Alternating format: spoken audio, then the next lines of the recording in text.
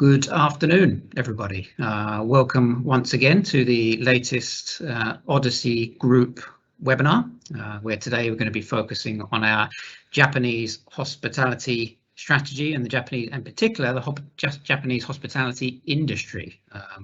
As you all know, there's been quite a lot of developments just in the last couple of weeks in respect of the reopening of Japan. So we're very happy and very pleased to bring this webinar to you, very timely, to come and talk about the Japanese hospitality industry and the reopening of Japan. Thank you to all of you who have joined, who registered, who have joined. We're very pleased to have you here. As ever, we are recording today's session, so we will be sharing that with you post today's webinar, certainly within the next 24 to 48 hours. So that will be available to you for a further listen once you receive that. And also, as usual, we do have our Q&A function available on this webinar. So if you do have questions, please do feel free to submit them via that function. We will make sure we do our best to get to those as we go through.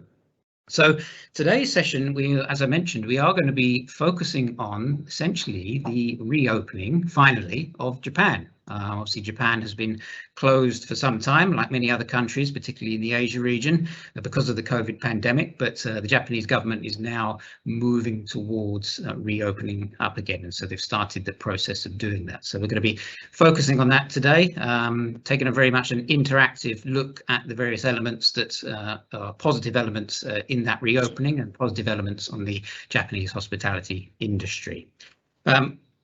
I'll take this opportunity to introduce my colleagues who are joining me today on the call. So we have Dan Vovil, who many of you will be familiar with. Dan is our co-founder and head of real estate at Odyssey Group. Welcome and good afternoon, Dan. Good afternoon, everybody. Great. And also very pleased to let you know this afternoon, we're also joined by John Kakita, who is our head of Japanese real estate based in Tokyo. So good afternoon, John. Hi, konnichiwa. Konnichiwa, indeed. So thank you very much for joining us today, both of you. So as I said, we're going to very much have an interactive session this afternoon, very much Q&A driven. Lots of questions that I'll be asking both Dan and Kakita-san as we work through this afternoon's webinar.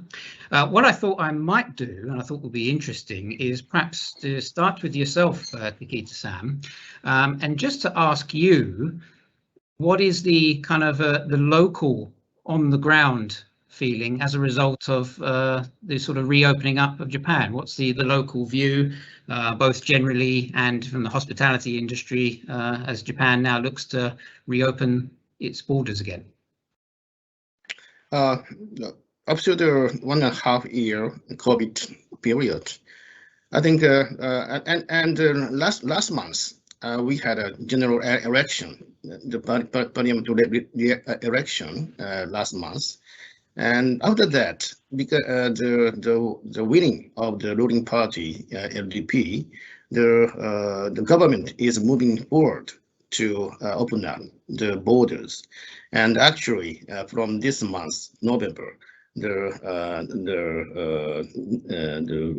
restriction on for the quarantine and the border pass is being dramatically eased but from this month. Also, the government is launching the, so to speak, go-to campaign that is focused on the domestic travelers. But I think that will lead the surge of the inbound in the half a year or one year time. I think we are in Japan. The Japan government is very positive in opening up the border and also the enhancing the tourism, aiming at the post COVID period. Yeah, absolutely. Yes, I think certainly seems to be very positive signs coming out of Japan, and the reaction seems to be certainly very positive. And although certainly, Dan, from your perspective, I think it's a case of finally, right? Finally, those borders are starting to open up again, and we've got a chance to move things forward in Japan. Yeah, I mean, it's strange to think that it's been so long. I mean, 18 months have passed by relatively quickly, but I'm really looking forward to getting back to Kyoto, my favorite city in the world, and of course looking at all our wonderful assets that we have spread out throughout Japan. Yeah, absolutely, absolutely. Well, perhaps Dan, perhaps if I could ask you to just start and to sort of reframe for us and reframe for the audience, what it is that makes the Japanese hospitality market so attractive. I know we've talked before and identified a number of things, but perhaps you could take us through that again. Yeah, I mean, before COVID happened, we were very bullish, and we were indeed at the moment, I should say, we are continuing to be very bullish on hospitality sector and tourism sector in general. And most of this bullishness has come about due to a significant and dramatic policy shift, a government shift in policy, which when Abe came into power, he basically put in place a number of policies to spur on the economy via tourism. And this saw a significant lift in tourism in terms of demand and obviously inflow of foreign tourists. We see Japan as a very interesting place from a geographical perspective, as well as a demographic perspective, as well as all of the offerings that Japan has for tourism, including wellness, including destination tourism, including food, culture, all these things, which we believe, in fact, going post-COVID, will be only accelerating in terms of thematic. The other thing about Japan is that while it has a very good infrastructure, it doesn't have a lot of commercialization of its tourism infrastructure. So really, you have all of this wonderful network of transportation, etc., but you don't have that commercialization of that in terms of going out and promoting tourism. So what we've seen is a growth of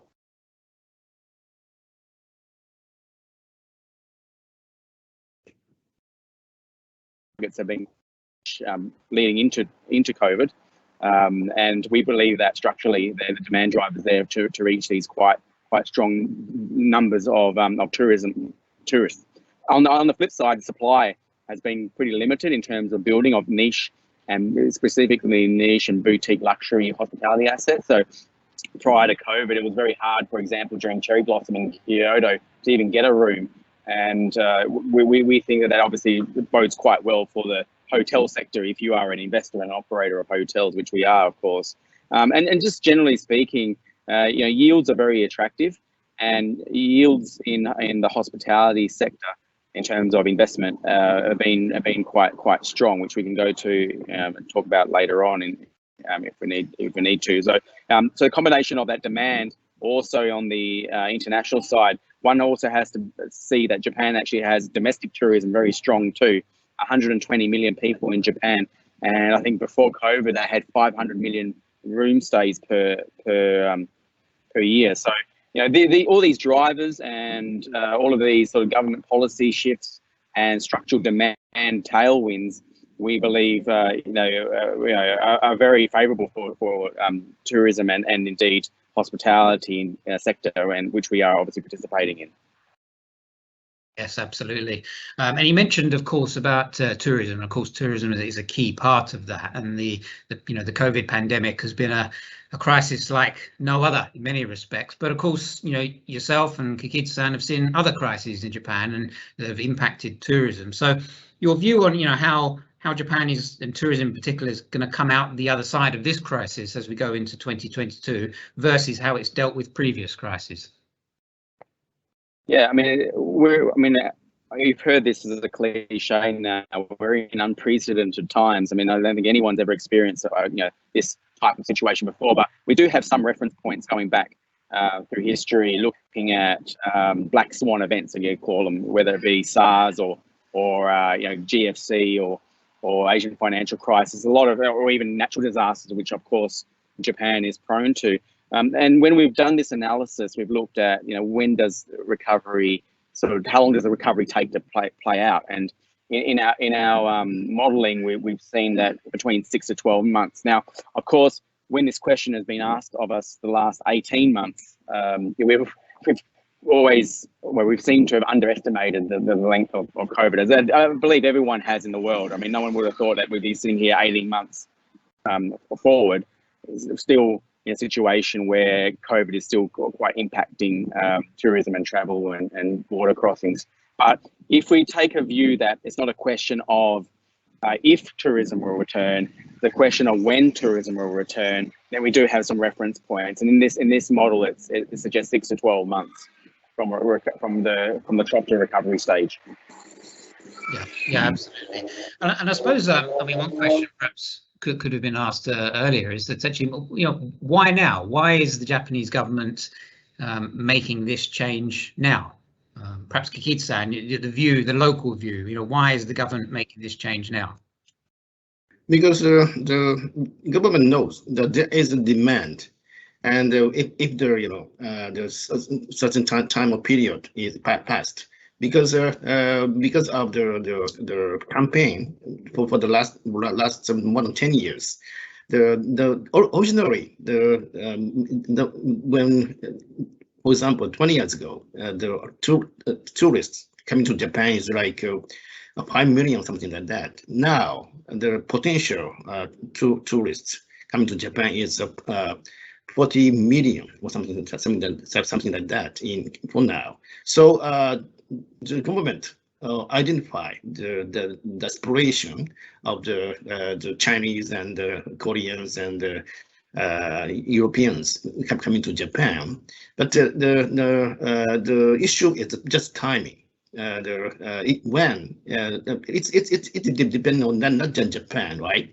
The Chinese government is very strict in terms of the easing the border. But it depends on the countries. But it's for sure that there is a demand, for sure. And the question is timing for the government. Yeah, absolutely. Thank you. And Dan, perhaps, from your perspective, if you had to identify one key factor that you think will really drive that recovery as we move into 2022, what would you say it would be?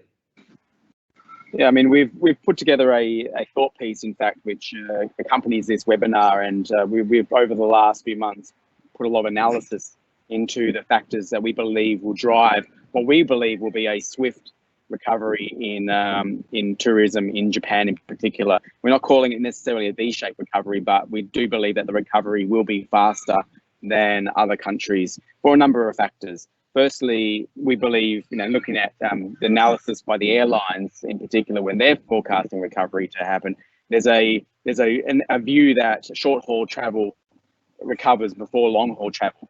And given that Japan is very ideally placed from a geographic perspective, as I mentioned earlier, it has some very large catchment areas for tourism, and including obviously the biggest one being China. But not only that, Southeast Asia has about 95 million people, and they're very friendly to Japan in terms of ease of travel. Now, Asian travelers tend to prefer to travel to Asian countries, which is natural. And Japan is perceived to be a very safe, clean, and workable place to travel. And this is exactly what was a positive driver for Japan in terms of a swift recovery. And people trust the government. People think it's clean and it works and is very easy to travel to. So that, I think, is a very strong competitive advantage of Japan, and why I believe there'll be a very swift recovery. I think it's also worth highlighting that, as I mentioned also before, that the trends that we're seeing when we're talking to other hospitality groups is this trend that was already starting before COVID, and that was a flight to quality rather than quantity. A flight to looking for those experiences that you get when you travel, rather than just going off taking a photograph or something. You want to immerse yourself in the culture. You want to have a destination type experience rather than just going to a generic 5-star hotel in the middle of a city. So once again, this plays very well into Japan, but also into our thematic too of where we're looking to put our energies into when we're investing and operating in the hotel market in Japan. And I think this whole push once again with the government looking to spur its economy on, looking to support tourism, both on the domestic side through the Go To Travel campaign, which Kakita-san referred to, but as well as international tourist arrivals, relaxing visas again, like they were doing it, with a lot of pace before COVID, and allowing the airlines to come in at low-cost budget carriers to come and go quite easily into the country. All of these things are tailwinds, and all of these things are also specific factors in Japan why we believe will be a swift recovery in tourism next year. Thank you, Dan. Yes, yeah, I find it interesting the sort of the health and wellness experience side of things. We'll come back to that a little bit later on, but I think definitely that's an area that we've seen already that is going to play quite an important role in Japanese hospitality going forward. So I'll bring you back to that point in a little while. Perhaps now we'll turn our attention to a key part of the sort of the tourism space, which is the domestic market, which we've talked about before, and the importance of that. Perhaps, Dan, you can just expand on that and why the domestic market is so important and the role that it will play in the recovery. Yeah, I mean, we obviously have first-hand experience in Japan on the domestic side through our ryokans, which are traditionally frequented by locals, but more so now getting interest from international tourists. Ryokans are traditional bed and breakfast type hot spring resorts. But going back to the earlier slide, the Go To Travel campaign has been quite critical to what was an initial recovery in tourism during COVID. In fact, I'll give you a real example. When we were looking at one of our flagship assets, which is a whole street of tea houses and shop houses that have been converted into a urban resort in Kyoto, with a Go To Travel campaign, which is about 30% discount for tourism or rebate back to customers who are travellers domestically. We were seeing 95% plus occupancy rates in that hotel at $500 average room night, and that was in the middle of COVID, which was end of last year, really when COVID was starting to really ramp up. So we believe that the domestic tourism market is very important. As I mentioned, there's 120 million people in Japan, and they're very loyal and sticky travelers, and they tend to be quite set in their ways. So they'll travel to the same place every year on their family holidays. We think that this is a very good base catchment or base driver of tourism, which gives us a base level of occupancy when there isn't a state of emergency. It gives us a base level of occupancy to underwrite basically our earnings and operations and our hotels. Yeah, absolutely, and I find the statistic we're showing here, 80% of all Japan hotel stays are by domestic travellers, which is quite. I think a lot of people will be quite surprised by that, and really underpins the importance of the domestic traveller. I think that also speaks to the fact that and I mentioned before, the international tourist is not being yet fully exploited or commercialized. And this is because Japan is very good at doing what it does in its own country, and they're craftsmen of the highest level, but they don't really promote themselves very well, if I can be frank. So this is a real opportunity, and this is why we see this as almost an untapped market that's already developed, with already the demand in place, but it just hasn't been commercialized to the full extent that it could be. So this is why we're quite excited. And into a recovery phase and into a structural demand growth phase as well. There's a lot of positive signals out there. Really. And consumer confidence. I mean, Kakita-san, in terms of consumer confidence, in terms of people in Japan, going out, spending money in hotels and restaurants and bars and things like that, that confidence is returning to the market. Yeah, as a person who is on the ground in Japan, I feel it's very accordingly that especially for the last 1 month, the number of cases of COVID are dramatically decreasing, and now even in Tokyo, like 15 people is just suffered from this epidemic. So because of that, especially for the last 1 month, the consumers' sentiment for the consumption is enhanced very much. Yeah. It's supported by this indicators. Sure. Yeah, and also by the vaccination rates, of course, as well, which have actually climbed quite substantially in Japan over the course of this year, versus where they started from a very low base. And Japan was somewhat of a laggard initially in terms of adopting vaccinations, but they've picked that up very rapidly over the course of the last 6 months. Right. Yeah, so that's all contributed to that kind of consumer confidence as well. Perhaps just on the domestic side of things, some final thoughts on the Go-To campaign from yourself, Kakita-san, and just in the sense of, is the anticipation that the campaign will be as successful as the first time around, and are there likely to be any differences in terms of the way it's implemented? It's for sure that this Go-To travel campaign will be the engine to enhance the domestic travel in the next half year or 1 year. And actually the last time 1 year ago, and there was the same Go-To travel campaign, even in the midst of the COVID pandemic. At the time, our asset, the one in Kyoto, Tsubakidori, Tsubaki Street, is the ADR is the 50,000. That is $500 for ADR, and the occupancy is nearly 100%. So I think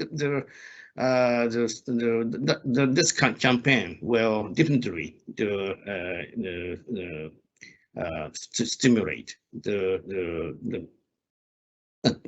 domestic tourist sentiment to go to the traveling, I think. Absolutely. And is it planned? It's planned to start in January or February? This is January, but I think until February, I think the campaign will be started for sure by the government. Understood. Thank you. So perhaps coming back to the international side of sort of the tourism and hospitality. And I know, Dan, this is the area that kind of really excites you because of the potential of the international tourists. And so, again, thinking about international demand, where Japan plays into that and where that demand is going to come from over the course of next year and beyond. Yes. Well, I mean, this is an interesting slide because it shows you that Japan is the 12th most visited country in the world. And I don't want to be disparaging to places like Turkey and Mexico and Germany, etc. But I would have thought that a place like Japan, which has everything to offer, from food tourism to cultural tourism to it's got parks, it's got mountains, it's got beaches, it's got pretty much everything that you could want in a tourist destination. I think the fact that still sits behind some of these countries is, well, as I said, not being disparaging to the other countries, but just shows you how far we have to go in the opportunity here for Japan. I believe, and this is a big call, I believe Japan should be the #1 tourist destination in the world, if not, the #1 in Asia for sure. I mean, and I'm happy for anyone to challenge me on that. But I have a whole range of biased reasons, perhaps, why I believe so. But it just shows you that international demand, in terms of the compounding growth rate that we've seen pre-COVID, was very strong and actually outperforming other countries. And I don't believe there's any reason why that won't still be the case post-COVID and when the borders are opening. The government targets, which I think we do have a slide on somewhere here in the deck, shows you this sort of exponential return of tourists that we're expecting to see. This is a 2020 target. They're looking at the 2 orange bars on the right here. Obviously, the 2020 target was not achieved, but we were almost there. We were almost there to hit it in 2019, in fact, before COVID started, or as COVID was starting. But we believe that the 2030 government target could still be achieved, which is 60 million tourists. At the moment, we were on track for 40, and that clearly hasn't happened for this year. It's been close to 0 this year, but 20. You see this growth rate, and this is really this is not our numbers. This is obviously the Japan Tourism Organization and some civils and consultancy which are coming up with these forecasts. This is government targets. Yeah, absolutely, yes. And I think as Kakita highlighted earlier in the webinar, we've gone from tourism numbers of sort of 5 to 10 million 10 years ago, getting up to sort of nearly 35 to 40 million, and with a forecast of 60 million. And I agree with you completely. I think that Japan has boundless potential from a tourist perspective, and it's a fantastic place to visit. And I know anybody that visits there is always thoroughly impressed with it, and I think that it really is well positioned post-COVID. And I think the interesting you speak about the makeup of the tourists too. I mean, international tourists, you can see obviously mostly is Asian tourists, and mostly Chinese and Koreans too. In fact, China really is only just starting to open up, and we were seeing this trend before COVID. And obviously the relaxation of the visas to Chinese tourists that were happening before COVID really caused this acceleration. It was a key driver of this acceleration, and will continue to be a key acceleration driver. But we're also, when I was in Japan last time, I was on the streets in Kyoto, hearing Vietnamese being spoken. I heard Indonesian being spoken. I heard obviously Chinese and Korean as well. But just the breadth of tourists that can come from this Asian region is quite exciting, and I think people, when they're traveling, they try to go to countries that they're more familiar with, and there's a familiarity with Japan. I mean, even the Japanese, some of the Japanese characters, or some of the writing is similar characters to Chinese. So there's a lot of familiarity already in place in terms of the culture and in terms of even the writing, etc. Yeah, absolutely. So business travel has resumed. Business travelers can go to Japan now and quarantine for only 3 days, which is great. We saw news this morning, of course, that the Japanese government is going to increase the daily quota of arrivals. I think is up to 5,000 people from the 26th of this month, which again is great news. What do you anticipate to be what's going to be the path from now onwards, leading up to a more broader opening up, do you think? Is that for Kakita-san or me? That's an open question. I'm happy to either one of you to pass some comment on that. Well, I mean, I might pass to Kakita-san because he's on the ground, and Kakita-san is also very close to some of our government and regional government contacts too. Kakita-san, what do you believe to be the sort of the pathway from here? What happens from here after business travel? As I mentioned earlier, the government is very proactive to enhance the traveling inbound, the domestic as well.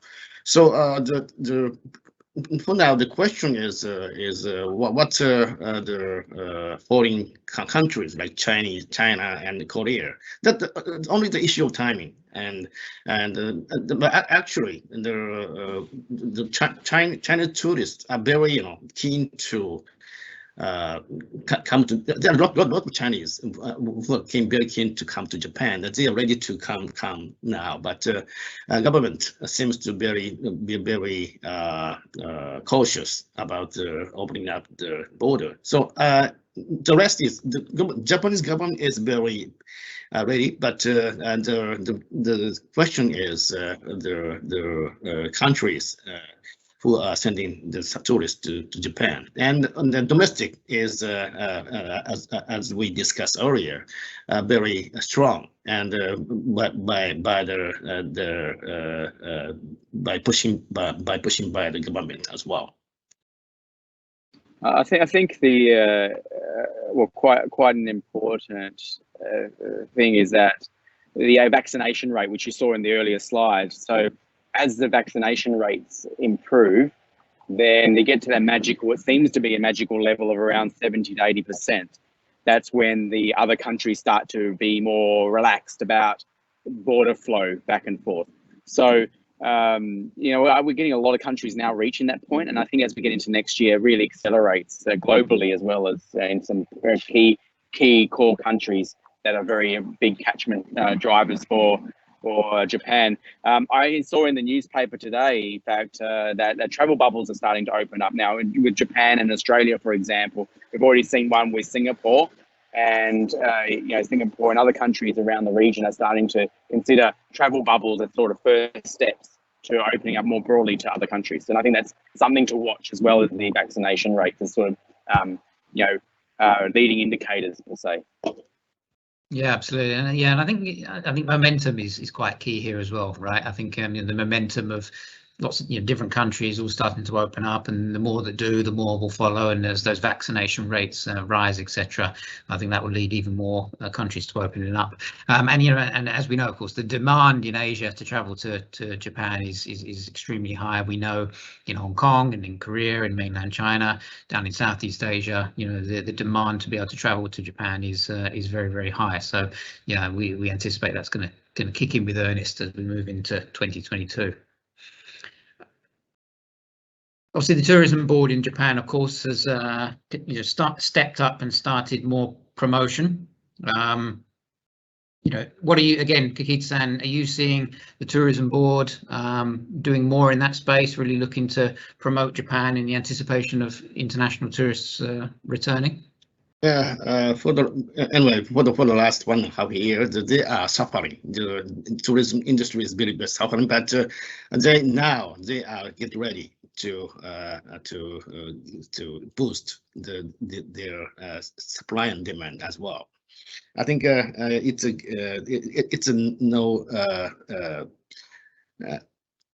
it's no problem that they will enhance their business from now on. Yeah, absolutely, yes, and we're starting to see more advertising outside of Japan as well, which I think again just feeds into that whole sort of process for reopening. Okay, perhaps one thing I was really keen to kind of touch on, which Dan, you mentioned earlier, is this how this idea of health and wellness and sustainability is really going to be a key component of not only the hospitality industry in general going forward, but certainly for yourself as an asset manager, when you're thinking about managing assets and the type of investments that you make, these kinds of ideas are going to play a key role going forward. Yeah, well, I actually think this is probably one of the key global consumption trends probably in the next decade that we're going to see. And you know, already before COVID, people were, whether you go to the pub and you want to have craft beer, or you're going to a farm-to-table restaurant rather than a fast food restaurant, or you're going to a boutique hotel, which in our case is quite obviously very front and center in what we're doing. People want that wellness, that connection with nature, or connection to that location, or they want to know what they're experiencing. They want to know that it's safe and clean and healthy. Also, the whole attitude of people shifting to better lifestyles and wanting to be more wellness. It's a massive industry, and the growth of this industry is only going to accelerate. So this plays very well into what we believe will be one of the key drivers of the post-COVID recovery in hotel and tourism in general. And this plays very well into our positioning, where we're looking at these traditional ryokans, which are the traditionally family-run bed and breakfast type properties in wonderful locations with great food and usually a hot spring. And this is a reason why we are so bullish on ryokans, and why we've also put out a thought piece separately on ryokans, and why we believe there's such an excellent opportunity in this space. And and COVID actually gives us a acceleration tailwind in here. So you can see some statistics here in terms of what people are willing to spend on wellness, as well as the growth in that spendage dollar in wellness, and hot springs, sightseeing, going into the mountains, having this essentially farm to table food cuisine, which is in these ryokans, kaiseki and the degustation type food offering, is all epitome of wellness. And once again, Japan has been very good at developing this, but not very good at promoting this. And this is why it's the core part of our focus is the wellness tourism and ryokans, and specifically for that experiential and wellness travel. And is there sufficient supply in this space to cater to this trend of wellness and health and sustainability? Well, there is an undersupply. So, which is on our earlier point. Specifically, there's an undersupply of pretty much most tourism assets, accommodation assets in Japan, except for limited service and business hotels. But in this space, they're not making many more 400-year-old or 200-year-old ryokans, right? And traditionally, this was a very family-run, or still is a very family-run cottage industry. So there are a lot of these properties which are closing down, or the operators are no longer able to hold on to the assets and they're retiring, and there's no one generation to pass it down to.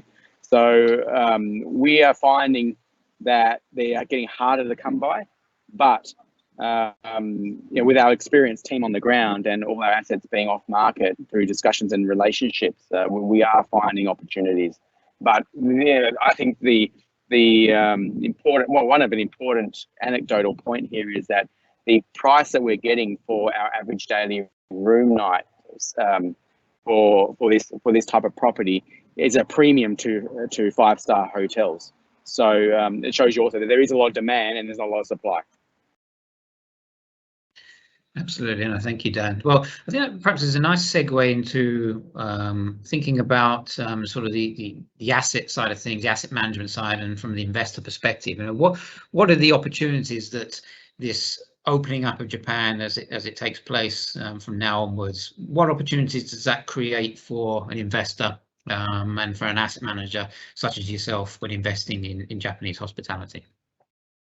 Well, it's really coming down to timing, like Kakita-san has mentioned a number of occasions. We believe now is the time to invest in this market, right? We believe now is the time to look at this recovery. I mean, if we wait 6 months and the recovery has already happened, and these assets are going to be at much higher prices, and we won't have the opportunity to get set now. Another silver lining in the COVID cloud has been that we've been shown and getting access to portfolios of assets which are just once in a generation opportunities. So the quality of assets is very important. But going back to the ryokans, we see this as the sort of the juiciest part of the pie to get our teeth into is the ryokan sector, and therefore positioning now to acquire these wonderful assets and give them a little bit of a renovation to position ourselves for the eventual tourism recovery and the arrival of international tourists, at the same time catering to the domestic market, which is already in place. We think is the opportunity right now from an asset management perspective and a hotel investment acquisition perspective. And Kakita-san, from your perspective, on the ground in Japan, in Tokyo, you're seeing a lot of assets, you're looking at a lot of potential opportunities on that side of things. Do you see that continuing over the course of the next sort of 4 to 6 months? And then how do you see that running through the rest of next year? In the ryokan sector, or small luxury, there are many family land type operation, and particularly for that the business owners are very suffering, and they are about to sell at so to speak distressed prices. That was been happening for the last half a year, 1 year. So on the other hand, as we discussed, the demand is about to be enhanced by the drive of the government. So it's a good timing for the potential investors to invest in these distressed assets. And I think in the having 1 year or so, because of the market turnaround, I think the prices are naturally going up. So I would like to emphasize that it's good timing for the potential investors for this sector, ryokan and small luxury. That's my view now. Thank you. Thank you. I just wanted to pick up on something on the international tourist side of things, and a question that has been asked around visitors from overseas, and in particular, up to including 2019, Chinese tourists made up, sort of 25 to 30% of overseas visitors to Japan.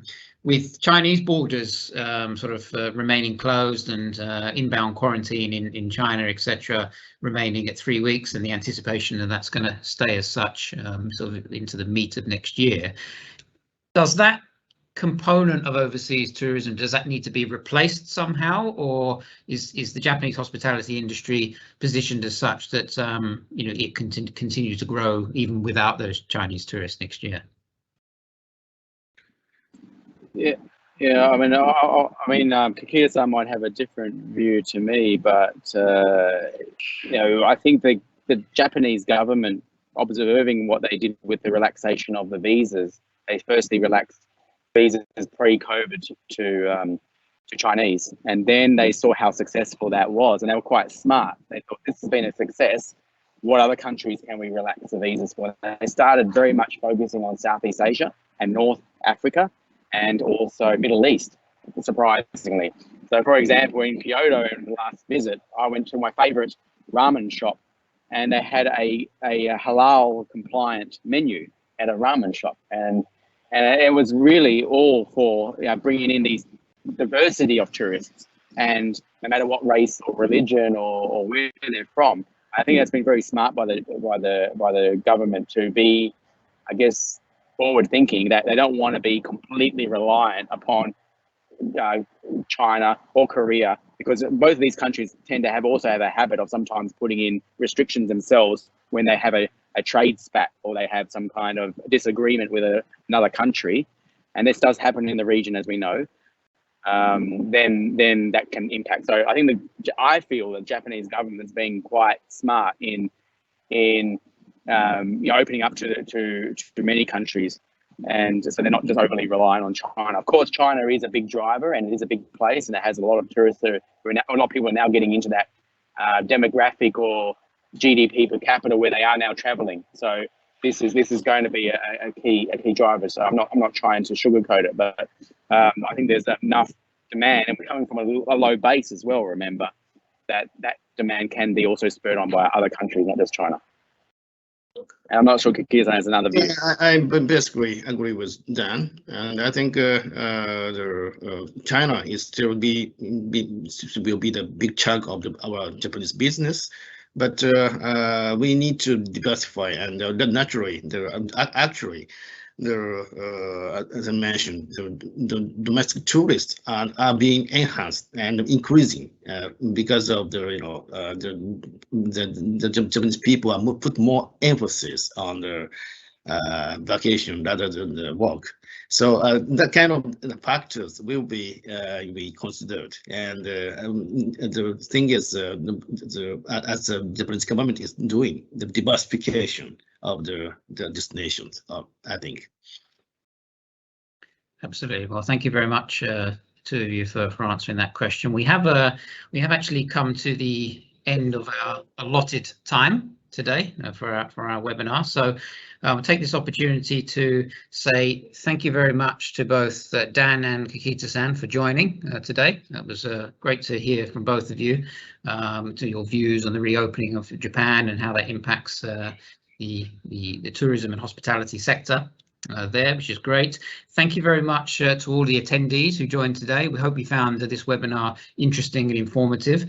As we've mentioned through the course of the webinar, and as you'll know from the email invitation, we did produce a thought leadership article very recently on this very subject. So there's plenty more detail and analysis within that. So I certainly encourage you to read that if you haven't done so already. And please feel free to reach out to anybody here at Odyssey should you wish to discuss further any of the topics within that thought piece. So once again, thank you very much for joining. As I mentioned, there will be a recording available over the course of the next couple of days, and we'll make sure we share that with you. But just remains for me to say thank you once again and wish you all a good afternoon, and we look forward to engaging with you further over the coming months. Thank you. For more updates, subscribe to our channel and don't forget to hit the like button below if this video helps you obtain fresh ideas into Japan hospitality industry.